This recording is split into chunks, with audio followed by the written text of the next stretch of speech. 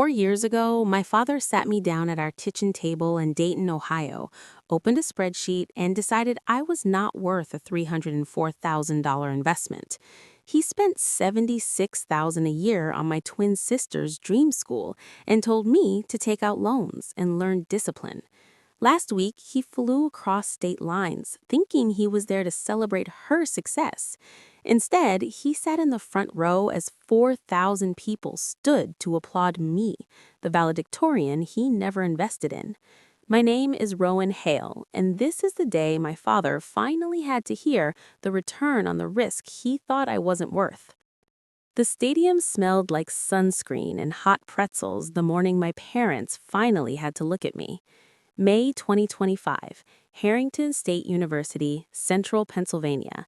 4,000 folding chairs stretched across the football field, families fanning themselves with printed programs, graduates lined up in rows of navy caps and gowns. The brass band was slightly off key. The sky was too bright, almost harsh, like it was determined to make everything visible.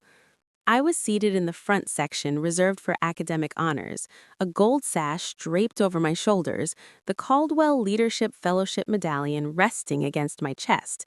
It felt heavier than it looked. I kept touching it just to remind myself it was real. Across the field, in the first few rows of the family section, I spotted them. My father, Daniel Hale, 59, in a pressed navy blazer that he wore to church and to serious client meetings. My mother, Karen Hale, 56, her hair carefully set despite the humidity, holding a bouquet of white lilies that I knew were not for me. And next to them, my twin sister, Brielle. Same face as mine, but styled differently. Her hair smoother, her dress more polished, her confidence always practiced. They were leaning in toward each other, smiling, my father adjusting his camera lens, aiming it slightly to the left where Brielle sat among the graduates from Northridge University's satellite ceremony group that morning. Her media showcase was in Chicago later that weekend. They had planned the trip around that. Harrington had simply been convenient. I watched my father glance down at the printed program in his lap. His finger traced the schedule. He was not looking for my name. 4 years ago, he had told me that education was an investment, and investments required discipline. Today, he believed he was attending the graduation of the child who had been worth the risk. The dean approached the podium. Applause rolled through the stadium in waves. Names were called, families cheered, caps shifted in nervous hands. Then, the dean cleared his throat and said my name. Valedictorian, recipient of the Caldwell Leadership Fellowship, Rowan Hale. There was a pause before the applause rose again, louder this time, sustained. I stood slowly. The gold sash caught the sunlight. I felt every step as I walked toward the stage, the sound of my heels against the temporary platform echoing in my ears. From the corner of my eye, I saw my father's hand freeze mid-movement, the camera still pointed toward where he expected Brielle to stand. My mother's mouth parted. Brielle turned her head sharply, scanning the stage, then finding me. I reached the microphone. The wind lifted the edges of my speech notes, but I did not look down. 4 years ago, I was told I was not a smart investment. The stadium quieted. It was the kind of silence that spreads, not because people are confused, but because they recognize something sharp inside the words. I did not say who told me. I did not need to. I spoke about underestimated potential, about building something without backing, about how numbers can predict risk but cannot measure resilience. I felt my father's eyes on me the entire time. As I spoke, the memory pulled me backward, the stadium dissolving into the living room of our house in Dayton, Ohio, in the summer of 2021. It had been humid then, too. The air conditioning struggled against July heat. My father sat at the dining table with his laptop open, a spreadsheet glowing on the screen. Columns of numbers, tuition projections, interest rates, projected earnings based on major and school ranking. Brielle and I sat across from him. We were both 18, freshly graduated from high school, acceptance letters folded neatly on the table between us. Northridge University, Harrington State. My father rotated the laptop so we could see. Northridge, $76,000 per year. Tuition, housing, meal plan, fees. 4 years came out to just over $300,000. Harrington State, $31,500 per year. Less prestigious, less risky. He spoke calmly, like he was explaining a bid proposal to a client. We cannot fund both. That is not responsible. After 2009, I promised myself I would never make another emotional financial decision. I knew what he meant. The housing crash had almost taken everything. His construction company had survived, barely. Since then, every expense was evaluated like a line item. He tapped the screen under Brielle's acceptance letter. Total cost for Brielle is about $304,000 over 4 years, but she is majoring in media strategy at a top-ranked school.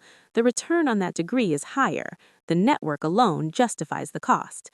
Then he looked at me. Rowan, you are capable, you have always been steady, but you are not exceptional enough to justify the same investment.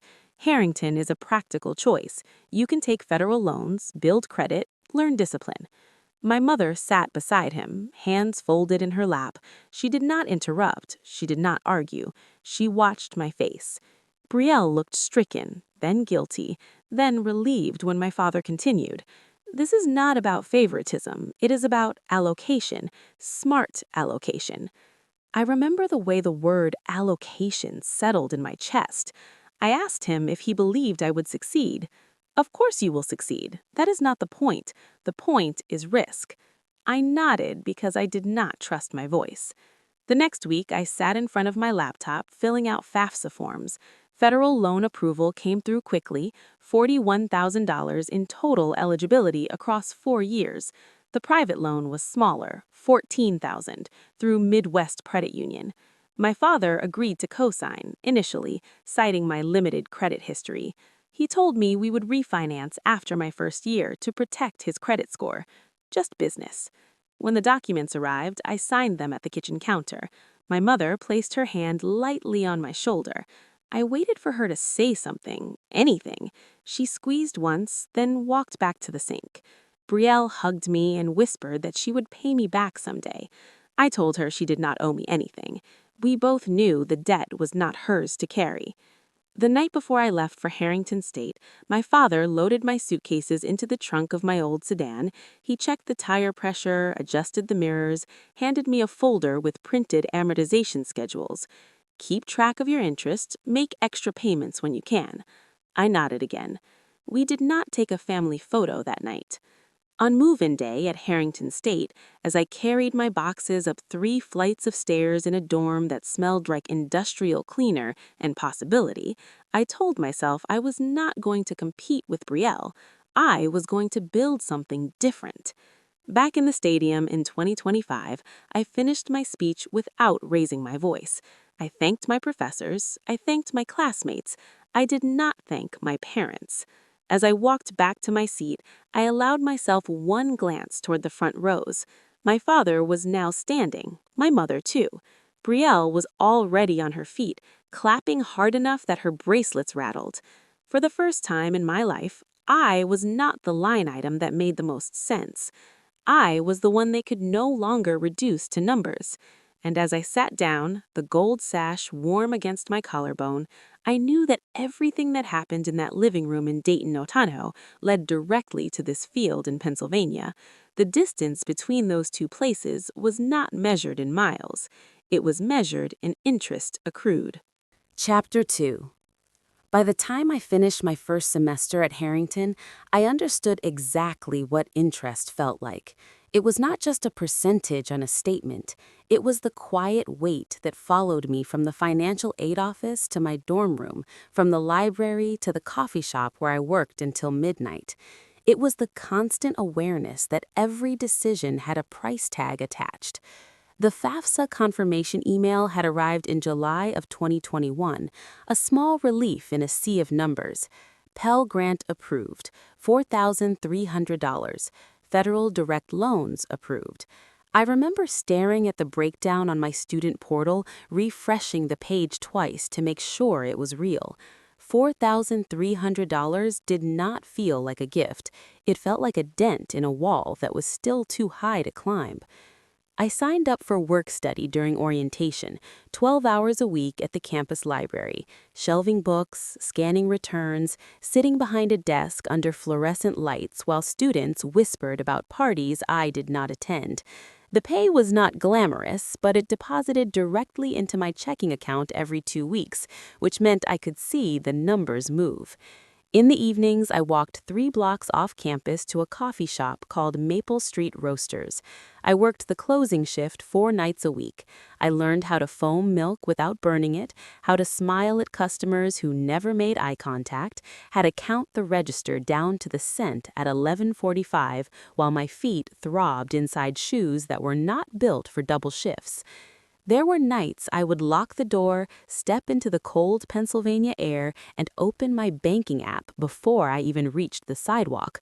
Watching the balance felt like checking a pulse. The lowest it ever dropped was $287. That was October of sophomore year, 3 days before my share of the off-campus rent was due. I sat on my bed, staring at the screen, calculating the gap between my account balance and the $620 I owed. I had a paycheck coming in 4 days. The landlord was not known for patience. I sent 3 emails that night, one to my manager asking for an extra shift, one to the financial aid office about emergency grants, and one to my mother. I did not ask for money. I told her I was figuring it out. She responded an hour later. "We are proud of how hard you work." There was no offer attached to the sentence. I figured it out. I always did. In early 2022, my father called. His voice was brisk, businesslike. He asked about my grades first. When I told him I was holding a 3.9 GPA, he paused just long enough to acknowledge it, then moved on. "We need to refinance that private loan, Rowan. It is not smart for my credit to stay tied to it longer than necessary." He reminded me that he had co-signed the $14,000 private loan through Midwest Credit Union during my freshman year. He had been clear from the beginning that it was temporary. I called the credit union the next day. The representative explained that I would need to apply for refinancing in my own name. My income was limited, but my credit history was clean so far. The new rate would be higher without a cosigner. When the approval came through, the interest rate had increased by 1.8%. I remember sitting at my desk in the library during a slow shift, reading the new terms. The monthly payment projection adjusted upward. The lifetime cost of the loan shifted in small but measurable ways. 2 weeks later, my credit monitoring app alerted me to a 32-point drop in my score. Refinancing had closed one account and opened another. Technically normal, emotionally destabilizing. I called my father to tell him it was done. "Good," he said. "You are learning how the real world works." I wanted to tell him I had not needed a lesson in risk. I was living inside it. By spring, I scheduled a consultation with a student loan attorney whose name I had found through the Campus Resource Center. Claire Montgomery, 47, calm voice, framed diplomas behind her desk in Harrisburg. She asked me to bring every loan document I had. "Federal loans do not require cosigners," she said, flipping through the paperwork. "They come with income-based repayment options, deferment protections, and forgiveness programs if you qualify. Private loans are different. They operate more like traditional debt, less flexibility, more risk." I told her my father had insisted on refinancing to remove his name. "That is common," she said. "Parents protect their credit. It does not make it personal, even when it feels that way." She explained consolidation versus refinancing, the trade-offs, the long-term projections. She did not sugarcoat the numbers. When I left her office, I felt strangely steadier, not because the debt had changed, but because I understood it better. The law was not cruel, it was precise. Precision I could work with. December of 2022 arrived colder than I expected. Snow lined the edges of campus sidewalks. Students packed cars to drive home for winter break. My roommates compared flight itineraries. I priced a round-trip ticket to Dayton, $643. My bank balance at the time was just under $900. Rent for January would hit the first week back. Textbooks for the spring semester were not cheap. I stayed. On Christmas Eve, I worked the afternoon shift at Maple Street Roasters. A man in a red scarf tipped me $20 and told me to buy myself something nice. I smiled and said thank you, then deposited it directly into my savings sub-account labeled Emergency. That night, I FaceTimed my family. Brielle held the phone up so I could see the tree, the wrapped presents, my father carving ham in the kitchen. They looked warm, stable. After we hung up, Brielle posted a photo on Instagram, matching pajamas, caption about coming home. My mother texted me separately, "The house feels different without you." I typed back that I was fine. I did not tell her that I had eaten leftover pastries for dinner. The following semester, something shifted. In my advanced public finance class, I turned in a policy analysis paper that I had rewritten 3 times at 2 in the morning. A week later, Professor Eleanor Whitaker asked me to stay after class. She was 63, silver hair cut blunt at her shoulders, glasses that magnified sharp eyes. She had the posture of someone who had fought for her place in every room she had entered. "You think like someone who has skin in the game," she said, tapping my paper. "Most students write about theory. You write about consequence." I told her I had practice. She did not laugh. "There's a fellowship," she continued, "but Caldwell Leadership Fellowship, full tuition for senior year, a stipend. It goes to one student who demonstrates academic excellence and measurable resilience." Resilience. The word sat differently than allocation. I asked her how competitive it was. National pool, 200+ applicants, interviews in person. They look at numbers, yes, but they also look at trajectory. She looked directly at me. "You have one." The application required transcripts, recommendation letters, and a personal statement. It required time I did not have and focus I was not sure I could afford. I started drafting the essay between library shifts. I wrote about debt not as a burden, but as a catalyst, about understanding systems from the inside. Some nights I doubted the audacity of applying. Other nights I felt something close to anger, not at my father, at the idea that someone else's calculation could define my ceiling. By early March 2023, my savings account read $612. I sat on the floor of my apartment with my laptop open, the Caldwell application portal glowing against the dim light. The submission button waited. Rent was due in 3 days. My work schedule for the next week was already cacked. I thought about my father's spreadsheet, about return on investment, about risk. Then I clicked Submit. The screen confirmed receipt of my application. For the first time in a long while, the numbers did not feel like a wall. They felt like something I had chosen to confront. Chapter 3. Choosing to confront something does not mean you stop being afraid of it. Spring of 2023 arrived with gray skies and job application portals. Most of my classmates were polishing resumes for summer internships. Some of them had parents who forwarded opportunities through friends. I had a spreadsheet of firms in Pittsburgh, Harrisburg, and Philadelphia, and a determination that felt a little like desperation. I landed an interview with a mid-sized financial consulting firm in Pittsburgh. It was the kind of internship that could turn into a full-time offer after graduation. I borrowed a blazer from a friend, took a 3-hour bus ride west, and rehearsed answers in my head the entire way. The office lobby smelled like polished wood and expensive coffee. The receptionist asked me to have a seat. 2 other candidates sat across from me, both in tailored suits that looked like they had never been folded into a backpack. The interview itself felt steady at first. I spoke about municipal bond restructuring, about my work-study position, about balancing 2 jobs and a full course load. The hiring manager, a man in his early 40s with a tight smile, flipped through my resume. "You have strong grades, Rowan, but you have not had exposure to client-facing environments at this level." I told him I worked at Maple Street Roasters and interacted with customers every night. He nodded. "That is not quite the same as managing institutional expectations." 2 weeks later, I received the rejection email. The phrase that stuck was lack of polish. I stared at the words for a long time. Lack of polish felt like a coded way of saying I did not belong. I forwarded the email to no one. I told no one. I went to my shift at the library and reshelved books with a little more force than necessary. That same semester, I applied for a regional scholarship funded by a Pennsylvania business council. It was smaller than Caldwell, only $5,000, but it would have covered most of my fall tuition. I wrote the essay between classes and shifts, convinced myself that it was strong. I did not even make it to the finalist round. When the rejection arrived, I was sitting in a study room on campus. The fluorescent lights buzzed overhead. I felt something inside me sink in a way that was deeper than disappointment. It felt like confirmation. Maybe my father had been right.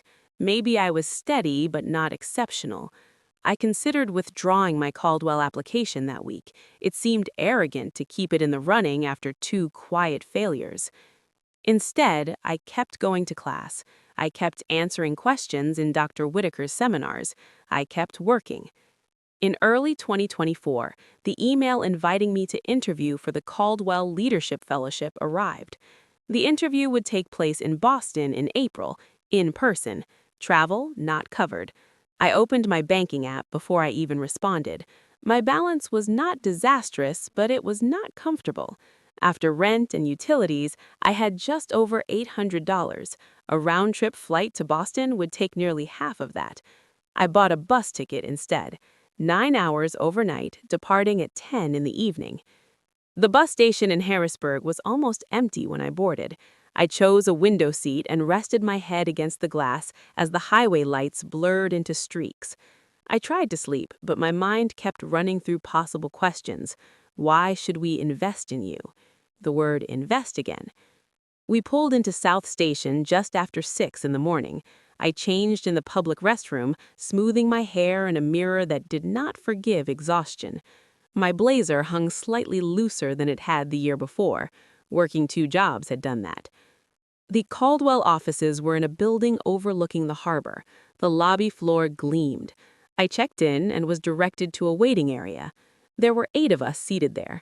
I recognized the look immediately. Expensive watches, leather portfolios, confident posture that suggested familiarity with rooms like this. One woman next to me introduced herself. She was from Georgetown. Her father worked in private equity. She asked where I was from. Harrington State, I said. She nodded politely, then looked back at her phone. When my name was called, I walked into a conference room with 3 panelists, 2 men and 1 woman, all with expressions that were hard to read. They asked about leadership, about failure, about long-term goals. One of them leaned forward and asked how I had funded my education. I told them the truth: federal loans, private refinancing, work study, coffee shop shifts. "And how has that shaped you?" he asked. "It taught me that capital is not just money. It is access, it is time, it is who answers your calls when something goes wrong." The room grew quiet. After the interview, I stepped outside into the cold Boston air and exhaled. I had no sense of whether I had impressed them or exposed myself. The bus ride back felt longer. 3 weeks passed. 3 weeks of refreshing my inbox between classes, 3 weeks of telling myself not to obsess, 3 weeks of imagining that they had chosen someone with a smoother resume, someone more polished. I began to prepare myself for the familiar sting of rejection. During that time, I received a call from my father. I answered without checking the screen, assuming it was a campus number. "Rowan, what is going on with your grades?" he snapped. "My grades." "I have a 3.9 GPA, I said. There was a pause. Papers shuffled on his end. "Oh, I meant Brielle." Silence settled between us, thick and awkward. "She is on academic probation," he continued. 2.8 after everything we have invested." I swallowed. I didn't know. He sighed heavily. "She needs to understand discipline." For a second, I considered defending her. Instead, I said nothing. I had learned that silence was often the safest currency in my family. A few days later, Brielle called me directly. Her voice sounded smaller than I remembered. "Dad told you," she said. "About your GPA." "Yeah." She let out a breath. "He keeps saying I have to justify $304,000, like every grade is a stock price." I closed my eyes. I'm tired, Rowan. I'm so tired of being the one who can't slip. It was the first time she had admitted pressure instead of privilege. I didn't know what to say, so I said the simplest thing. "You're more than the money." She laughed softly. "You sound like a therapist." I almost told her about Boston, about the bus, about the waiting room filled with candidates who looked like they never worried about rent. I did not.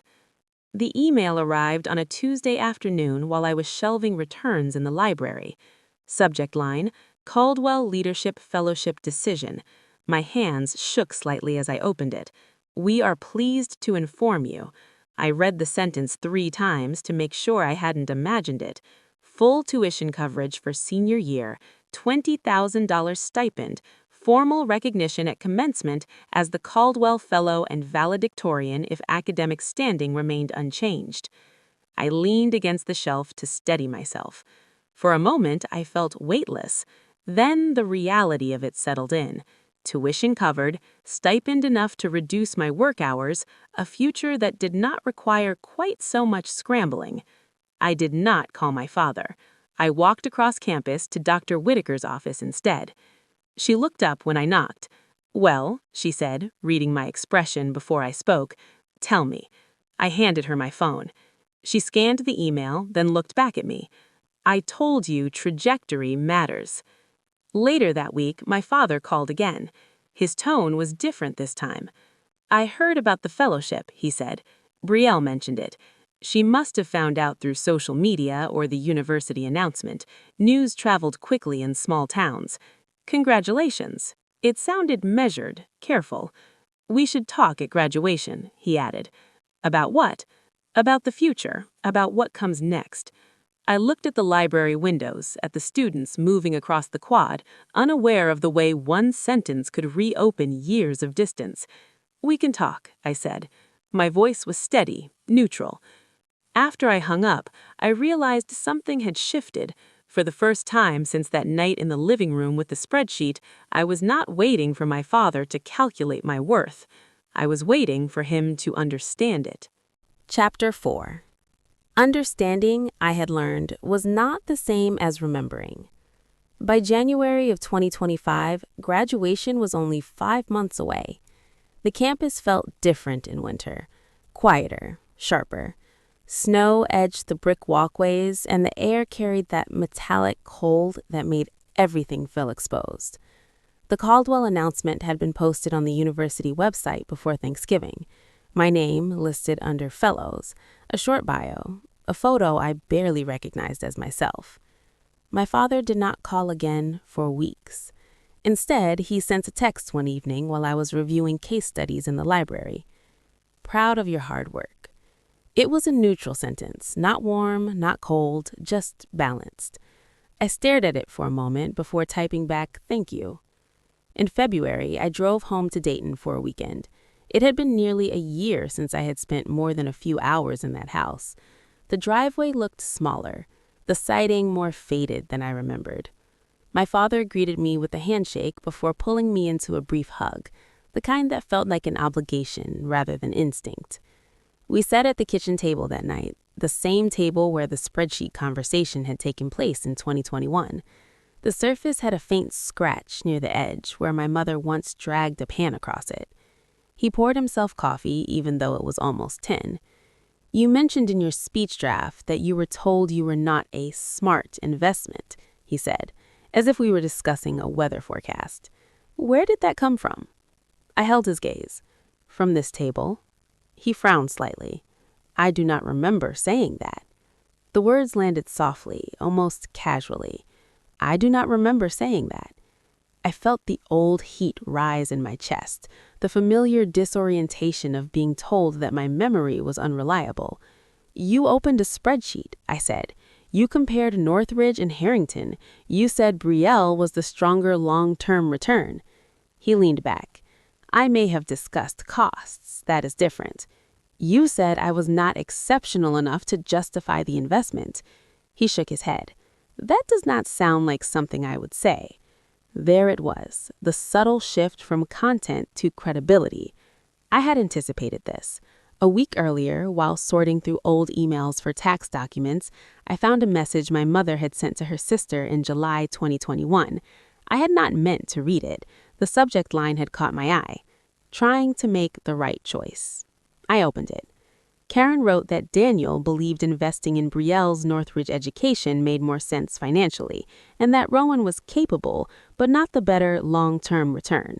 She wrote that she hoped Rowan would understand someday. I had stared at the screen for a long time before forwarding the email to myself. Now, sitting at the same table, I considered mentioning it. Instead, I said quietly, "Mom emailed Aunt Laura about it. She used almost the same wording." My father glanced toward the hallway, then back at me. "Your mother worries. She exaggerates when she writes." It was almost impressive how easily the narrative shifted. I felt a strange calm settle over me. Not anger, not triumph, just clarity. "You refinanced my private loan in 2022, I said. "You asked me to remove you as cosigner. That was a responsible decision. It protected my credit and increased my interest rate by 1.8%. He looked irritated now. "That is how refinancing works, Rowan. You should know that better than anyone." "I do." The silence stretched. I realized in that moment that I was not angry about the numbers anymore. I was angry about the denial. On the drive back to Pennsylvania the next day, I kept replaying the conversation in my head. Was I seeking justice or was I seeking vindication? There was a difference. Justice would mean naming what happened and moving forward. Vindication would mean making him feel what I had felt. I was not sure which one I wanted. A week later, my phone buzzed with a message from Brielle. "If I ever took something from you, I did not mean to." I read it twice. I did not see her as the architect of the decision. She had been chosen, yes, but she had also been measured. We both had. "You did not take it. It was given to you," I replied. She called me that night. "I'm not sure I ever told you this," she said, her voice low.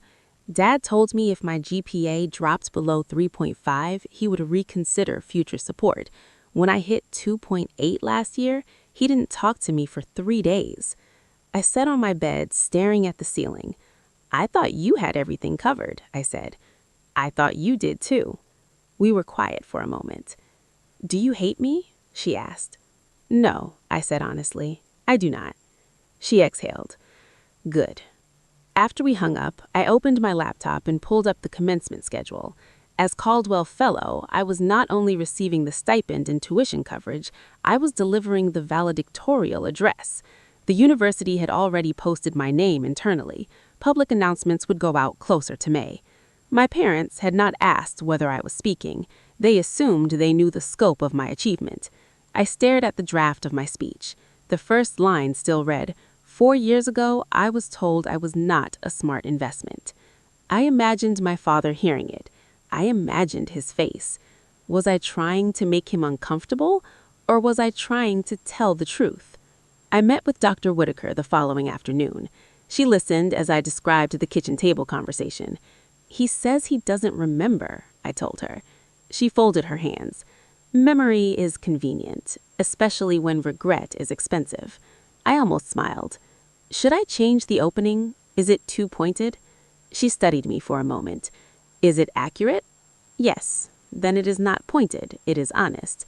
I walked back across campus feeling the weight of the decision more than the weight of the fellowship medallion I would soon wear. That night, I received a group text from my parents about hotel bookings for graduation weekend. They mentioned coordinating with Brielle's schedule in Chicago. They did not mention my speech. I typed a response confirming the date and time of the ceremony. I did not specify my role. It would have been easy to send a second message to clarify that I would be on stage, not in the crowd. I hovered over the keyboard. Then I set the phone down. If they wanted to know, they could ask. I was no longer obligated to manage their expectations. The decision not to tell them felt quieter than I expected. Not dramatic, not vindicative, just firm. For the first time since 2021, I felt like I was choosing the terms of the conversation. Whether my father remembered his words or not, I did, and in a few months, so would everyone else. Chapter 5. The day arrived warm and bright, the kind of May morning that makes everything feel exposed. I stood in line with the other graduates behind the stage at Harrington State, the fabric of my gown brushing against my wrists, the gold sash resting against my shoulders. The Caldwell medallion felt steady against my collarbone. Around me, students whispered, adjusted caps, checked phones one last time. I searched the crowd from behind the curtain. 4,000 seats, a blur of colors and faces. Then I found them. My father sat upright in the front section, shoulders squared, camera ready. My mother held a small bouquet wrapped in pale paper. Brielle sat between them, sunglasses pushed up on her head, scanning the stage with narrowed eyes. They still did not know. The dean finished his remarks. Department chairs were recognized. The sun shifted higher. When my name was announced as valedictorian and Caldwell Fellow, a murmur rippled across the stadium. I stepped forward. The applause began politely, then grew stronger as I reached the podium. I could see rows of parents lifting phones. In the front section, my Aunt Laura was already holding hers up, recording. I adjusted the microphone and looked out at the sea of faces.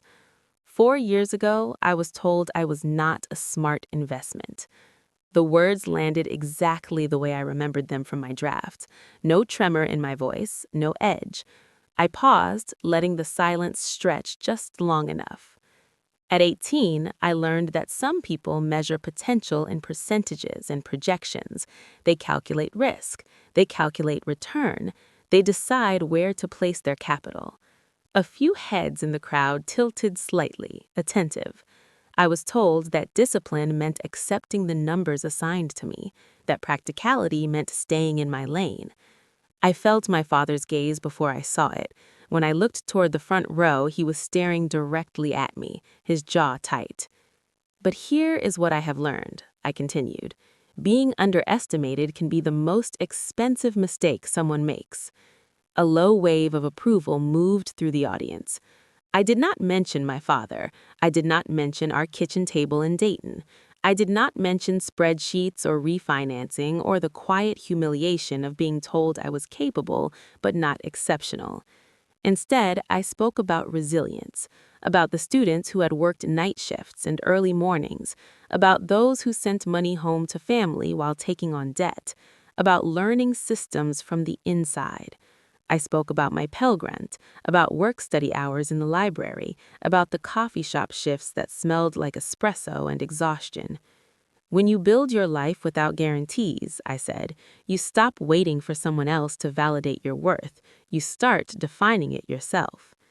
Somewhere in the third row, a man leaned toward the woman beside him and whispered something. She nodded and glanced toward the front, toward my parents. I could feel the tension in that direction, subtle but real. My aunt's phone was still raised. The lens was pointed not only at me, but occasionally at the front row. I shifted slightly and continued. We often think investment is about money, but investment is attention.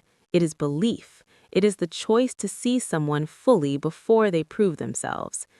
I let my eyes sweep the stadium again. And sometimes the most powerful return is not financial, it is personal. The wind lifted the edge of my note card. I did not look down. I do not stand here because someone bet on me.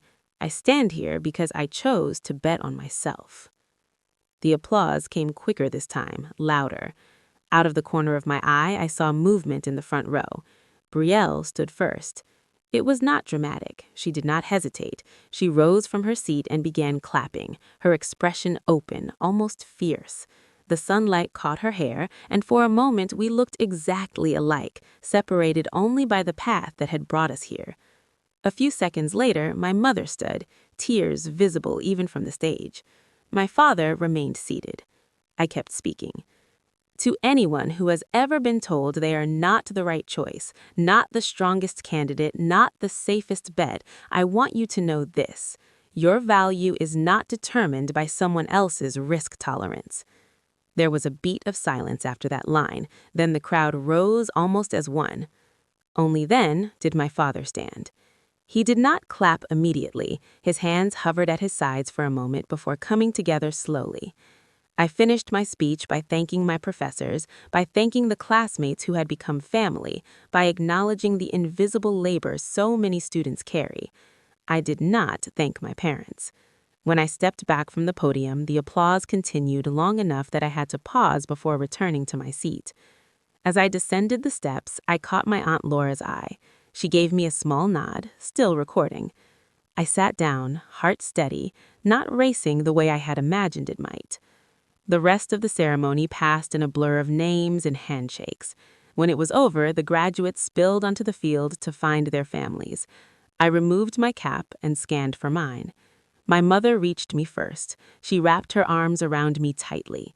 "I'm proud of you," she whispered. Her voice trembled. My father approached more slowly. He extended his hand, then seemed to reconsider and pulled me into a brief hug. That was a strong speech, measured. Brielle hugged me next, squeezing harder than usual. "You were incredible," she said quietly. Behind her, a woman I did not recognize stepped forward with her teenage daughter. "Excuse me," she said. "I just wanted to say that my daughter needed to hear what you said about being underestimated." The girl beside her looked embarrassed but grateful. "Thank you," the woman continued. "That meant something." I glanced toward my father as I replied. "I'm glad it helped." The woman shook my hand firmly before walking away. I noticed my father watching the interaction, his expression unreadable.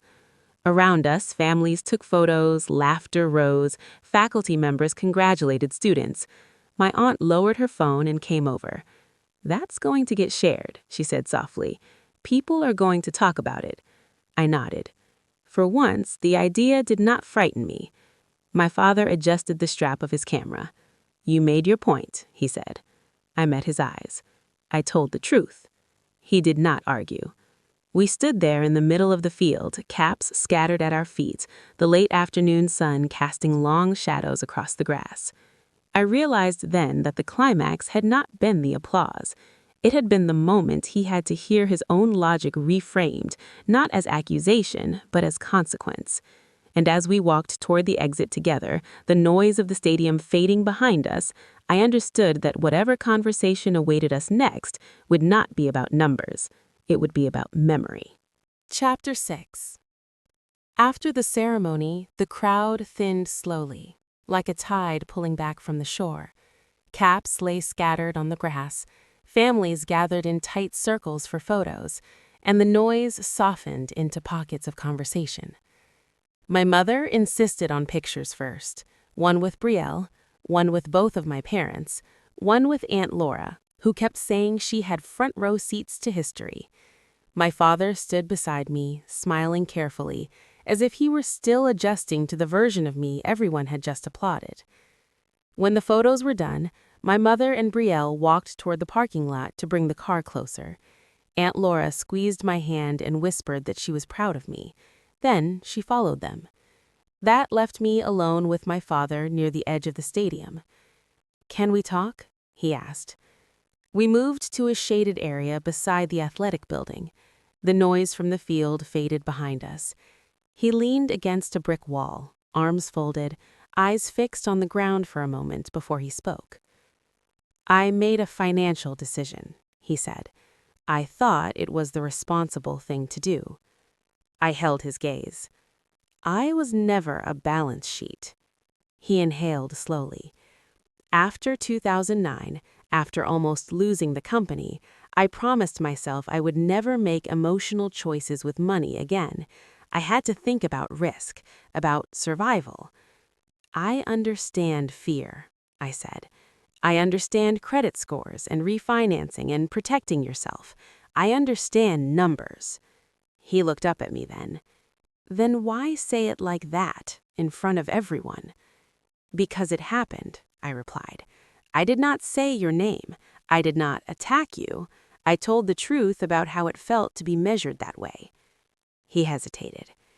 "I do not remember saying you were not exceptional." I let the silence stretch. "You may not remember the exact sentence," I said, "but I remember the meaning. I remember sitting at the kitchen table and realizing I was not the child you were willing to bet on." He rubbed his forehead, the way he did when a project went wrong. "Your mother thinks she failed you." I thought of her quiet texts, her pride that never turned into protection. "I am not asking for money," I said. "I am not asking you to pay me back. I am asking for respect. Stop rewriting what happened so it feels easier to carry." He nodded once. "What does that look like?" "It looks like you admitting you made a choice and it hurt me. It looks like you not turning my success into proof that your method worked. It looks like you seeing me without calculating my return." He swallowed. "I thought you would be fine," he said. "You have always been fine." I met his eyes. "I was fine because I had to be. That is not the same as being supported." We stood there in the quiet. He did not argue again. He did not apologize perfectly either. But something shifted.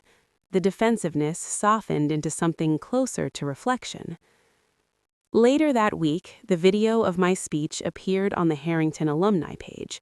Someone had clipped the opening line, added captions, and shared it with a short description about resilience. Within days, it reached over 130,000 views. My mother called first. "People from church saw it," she said. "They keep asking about what you meant." "What did you tell them?" "That you worked hard," she answered. "That you paid your own way. That we did not always make it easy." Her voice trembled on the last part. A few days later, my father called. "I had a meeting this morning," he said. "A potential client for a small commercial build. He brought up the speech." I listened. "He asked if what you said was accurate. I told him you worked through school without our financial support. I told him I made decisions based on fear." He paused. "He decided to go with another contractor. Said he preferred someone whose family stood behind them publicly." The words landed quietly. "It was not a massive contract," my father continued, "but it was enough to feel like a message." I did not celebrate. I did not comfort him either. "I am not responsible for protecting you from the truth," I said gently. "I know," he replied. "I just did not expect it to cost me something." There it was. Consequence. Not catastrophe. Not lightning. Just a door that did not open. The family response divided in subtle ways. Aunt Laura called and told me she was proud. She said someone needed to say what I said. Another relative messaged my mother saying family matters should stay private. The word ungrateful appeared once. I did not respond. Brielle drove to see me before heading back to Illinois. We met at a diner halfway between our towns. She looked tired, not polished, just real. "I didn't think it would spread like that," she said. "Neither did I." She stirred her coffee. "Dad keeps calling it your moment, like it was a performance against him." I watched her carefully. "Was it?" she asked. "No," I said. "It was about me." She nodded slowly. "I used to think you were strong because you didn't need them," she admitted. "But I think you were strong because you didn't have them the same way." Her honesty surprised me. "I felt trapped by the money too," she continued. $304,000. Every semester felt like I was carrying a receipt around my neck. When my GPA dropped, I thought I had ruined everything. I had never considered how heavy that number must have been for her too. "I'm sorry I didn't stand up for you," she said. "I am not angry at you," I replied. "I was angry at the system we grew up in." She gave a small, relieved smile. "We are not enemies," she said. "No, we are not." In July 2025, I moved to New York from my position at Crestline Capital. My starting salary was $82,000 a year. The first time I saw the number on my offer letter, I sat quietly in my apartment in Pennsylvania and let myself breathe. In New York, I built a budget the first weekend. I set automatic payments on my loans. I targeted the private loan, the one with the higher interest rate, the one that had once felt like proof that I was the less safe bet. Month by month, the balance dropped. In early 2026, I logged into my account and saw 0 next to the private loan. I stared at the screen for a long time. Later that summer, I signed the paperwork for a small condo in Queens. It was not exaggerating. It had sunlight in the kitchen and thin walls and a street view that felt alive. I bought it without a cosigner, without a spreadsheet from my father. Thanksgiving 2025 came and went. I stayed in New York and hosted Friendsgiving that evening. My mother called that evening. "We miss you," she said softly. "I miss parts of you too," I answered, "but I am not coming back to pretend nothing changed." She did not argue. My father and I speak more carefully now. He no longer says he doesn't remember. He doesn't always get it right, but he listens more than he defends. Forgiveness did not arrive in one dramatic moment. It arrived in boundaries, in choosing when to answer the phone, in deciding what I would no longer explain. Forgiveness is not a switch. It's a boundary you redraw until it feels true. And if you were me, if you had finally stepped onto that stage after years of being measured in numbers, would you call it revenge, or would you call it self-respect?